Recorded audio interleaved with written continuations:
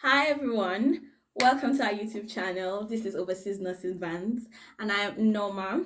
Yeah, I'm Norma, and I'll be taking over today's episode. The host is usually Jane, and I'm sure you know her. And today we're going to be doing something different. So, welcome, welcome. Hope you're doing well, like she will always ask.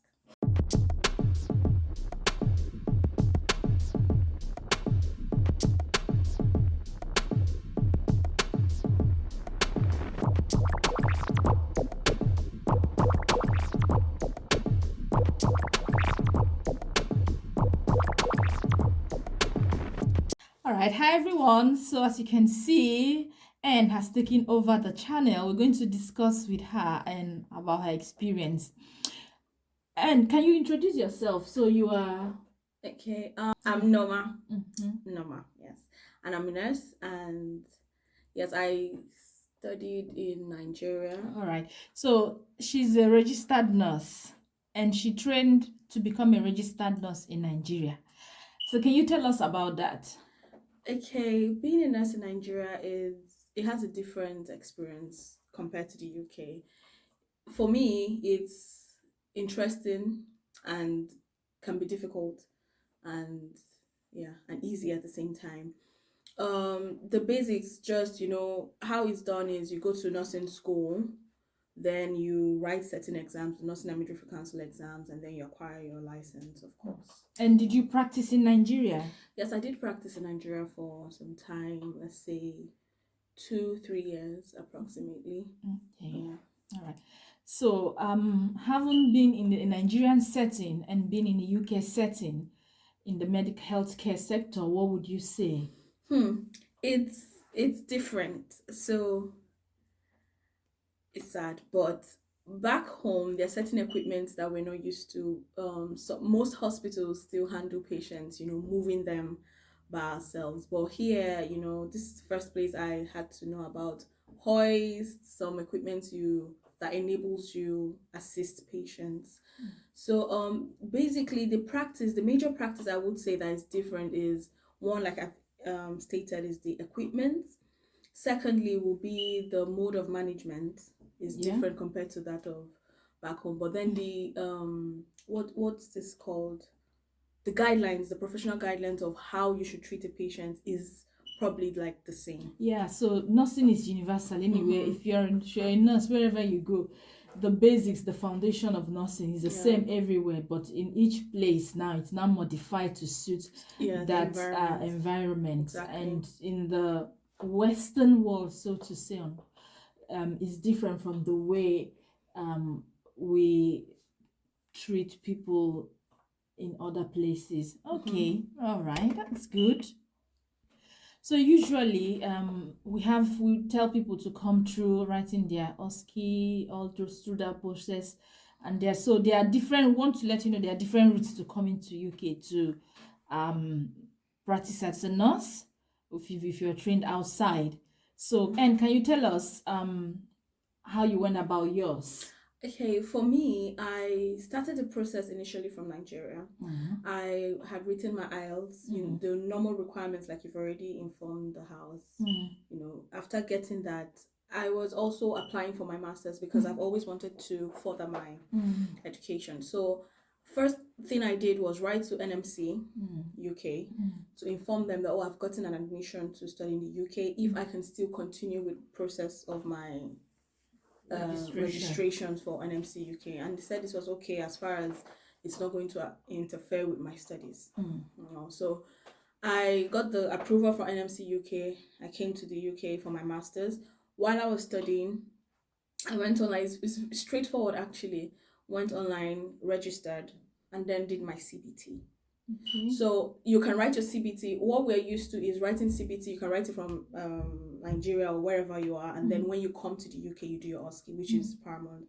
But then it was a bit easier for me here, do my CBT, and then after passing like the normal process of applying for your OSCE, and then got a date, and then I wrote here. Okay. And I would like to say as well that people might be interested that you say you came through your master's to the UK. So how did you go about that? What informed you? What caused you decided to, just a little summary of if somebody now that is watching and they're interested to come and do their masters as a nurse and through that process, what just a brief summary of how they can go about it. Okay. Basically, is looking for schools. There's so many. Some people use agents, but there's so many ways you can apply for. At the moment, the UK, they are looking for people who will even go to school at the moment. So there are so many schools on the internet to apply. But I would advise that if you have to apply for any course at all in the UK, it should be something, as a nurse, it should be something you know will be useful to you, you will enjoy. Okay. Because the master's program on its own is not a funny business. It's not something you can just override and just let it be that I have my master's. I know it's anything that is worth doing is worth doing well. Definitely. So you do that and just put your mind to it and share your time wisely so you don't lose at both ends. You get your license as a UK nurse and then you're not doing well in school. It doesn't make sense. Okay. So, another thing we want to ask is this, because you came in as an independent candidate and then you were studying and then doing your OSCE. So how was the preparation and writing your OSCE? How would you describe the experience briefly for us? Okay, I would say the preparation it requires a lot of sacrifices. You have to, like I initially mentioned, make sure you plan yourself. That's one. Two, in terms of funds, I had to work as a healthcare assistant to raise more funds, because originally if you're coming in directly, you get sponsors and all of that. So that's the part of the sacrifice I'm talking about.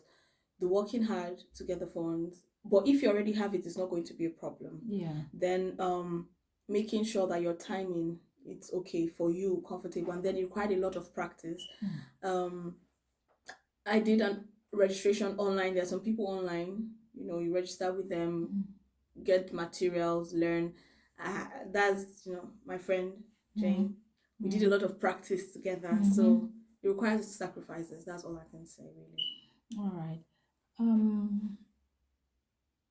There's something I just want to ask, because a lot of people while they're coming in, they think, oh, I can come in and then when I work and use it to sustain myself.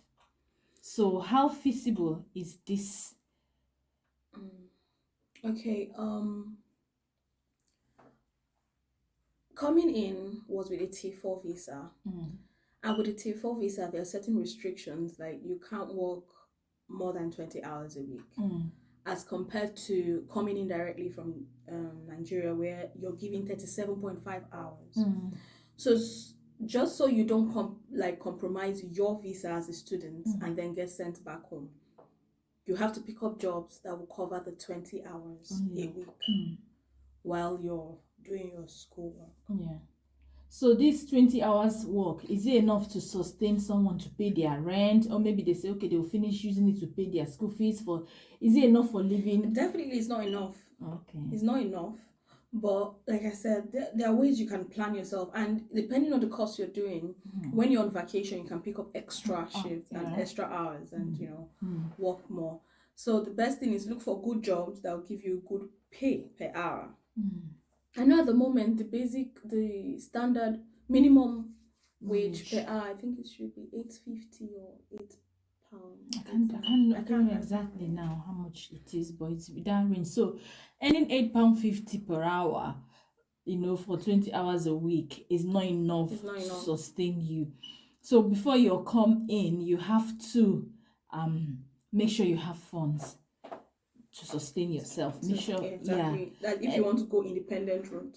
Yeah, because you'll be paying 700 and something for your OSCE, if you've done your CBT and all that already, but if you've not done all these things, require money, and you have to pay your bills, electricity, your phone, XYZ, and all that.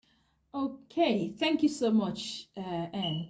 As we all know now, when you're coming as a nurse trained outside of the UK, there are two routes to come.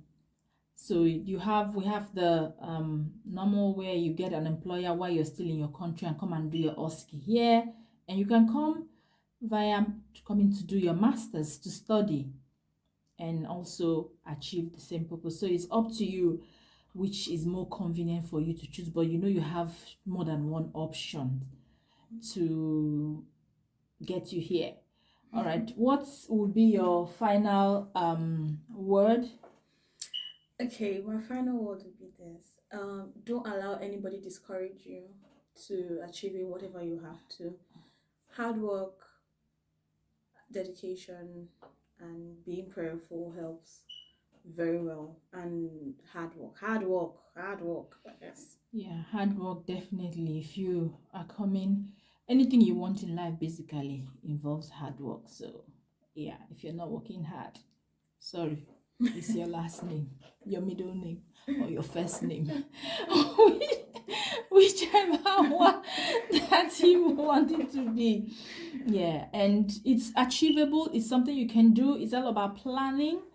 It is possible, and I just want to wish everyone. I know a lot of people are saying, "Oh, why is everyone running away and all that?" But you just want, yeah. Actually, let me ask you a question. That reminds me of something. Let me ask you a question now. I mean, why the UK? Why not stay in Nigeria? Okay, this is a very hard bite to chew, but okay, I'll explain. I wouldn't want to leave Nigeria. Mm. In fact, it was not even part of the plan. The plan initially is, oh yes, you can always visit any part of the world, come back home. But a situation where you've been working, okay, let me tell you my experience. Getting a job as a BSc holder and then being paid, let's say, 50,000 naira for more than 12 hours sometimes, and you come back stressed. Okay, Calculating it with the exchange rate now, it's not worth it. You still pay for rent if you're living alone. You will still do okay, let's pause there. So say 50,000 naira for people that don't know what 50, somebody that is in UK or under. So how much is 50,000 naira in pounds? Let's use calculator. Okay. Real quick. All right. So she wants. That's about 71 pounds. Wow, for a registered nurse. A registered nurse. After doing 3 to 5 years in school, you get paid 71 pounds per month. Per month. Wow. Per month. Okay. So the money, one of the motivation is money. Second motivation. Second motivation, or in fact the primary motivation, not even the funds right now, is it seems as if things were not moving forward in terms of, willingness, continuous education. Everybody's comfortable where they are. It's not healthy for the profession. It's not healthy for any health inclined. Yeah, I agree with you there. So the main reason actually you wanted progress. Really. And you wanted to be world-class rated. Yeah, I would say that's a very almost all the time. That's the reason why people try to move, because people that want more, they just don't want to relax. Okay, I've got this now, and everybody is sitting down there. You want to move forward. Exactly. Yeah, that's just it. All right, then. Thank you. So the two motivations, first and foremost, is career progression, being exposed to international level where you can confidently practice anywhere. Being exposed to innovations and technology, newest innovations, newest technologies that are available, and that you can be competitive anywhere in the world. And then the icing on the cake is money. Thank you. Yeah. All right then. Thank you everyone for watching. Thank you. And I just want to say, wish all the best for everyone preparing for their OSCE. If you're preparing for your IELTS, congratulations in advance for passing for your CBT, your OSCE, and soon you'll be a registered UK nurse. All right, and I'll see you next time. Have a lovely time. Thank you for staying. Bye.